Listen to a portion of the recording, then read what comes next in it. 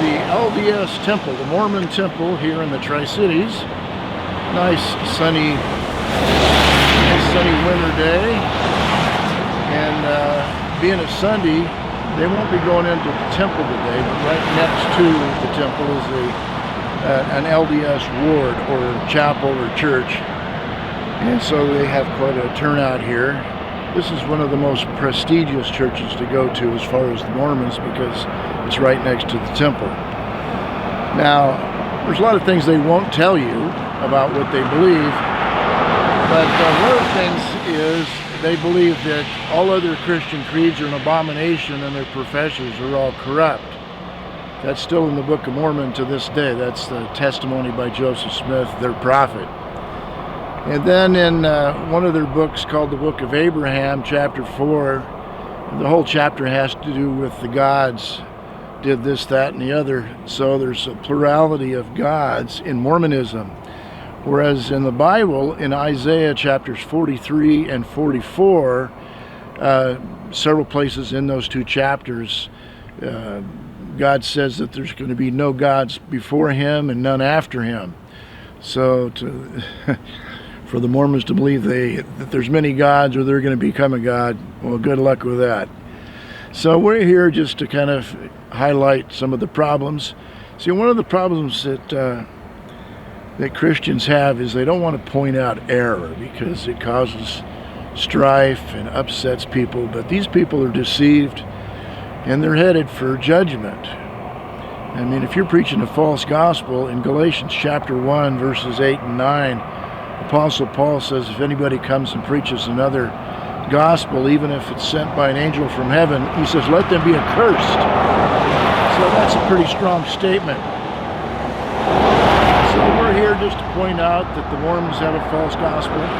In this temple behind me, they actually go and get baptized in proxy for dead non-Mormons.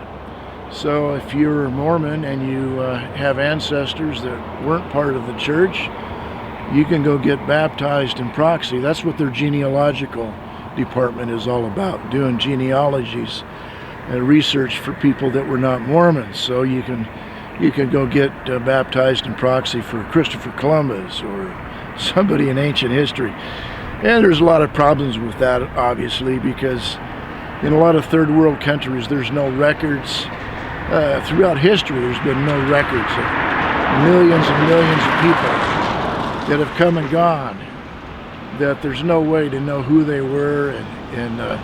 But the Mormons, they spend lots of money and lots of time doing research and walking through cemeteries, looking up names, and then looking up the history of these people, and getting baptized in proxy to get them into the Mormon heaven. It's pretty crazy, but that's what they believe. And to some degree, it's kind of like Spiritism, because they're doing work for spirits of dead folks.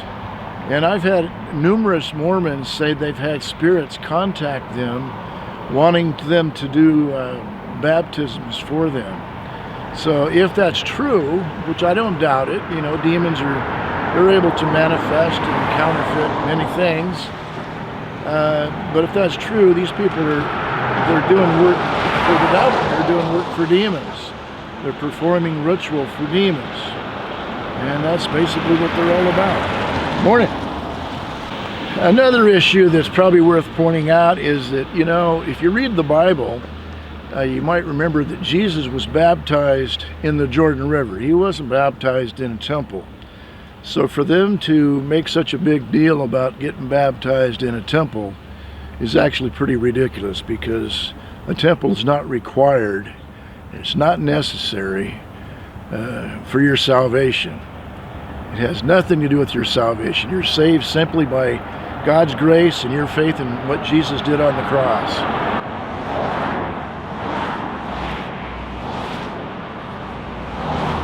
If you're willing to confess that Jesus is Lord and that God raised him from the dead and that you're a sinner in need of him, in need of salvation, that's all it really takes. It's pretty simple. I mean, if it was too complicated, it would be ridiculous. It has to be, the gospel has to be simple enough that a child can understand it, because there's a lot of very simple people in this world that are uneducated. And for them to have to go through all kinds of complicated catechisms and ritual to please God, it's ridiculous. God looks at our hearts, and He knows where we're at.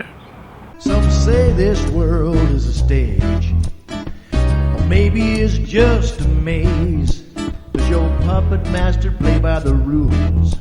Are you part of society's fools in a world of the blind? The one-eyed man is king. It's time to wake up your Xylocaine brain.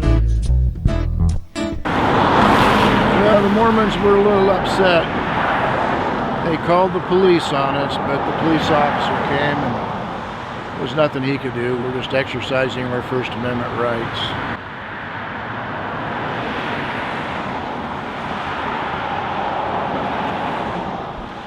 Don't think me crass or funny. I'm not in this for the money.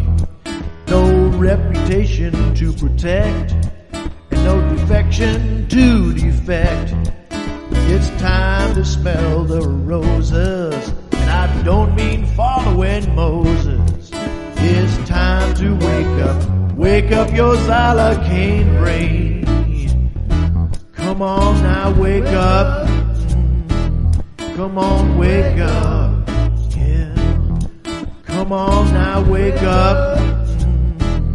Come on, wake up. Yeah. Wake up your Xylocaine brain.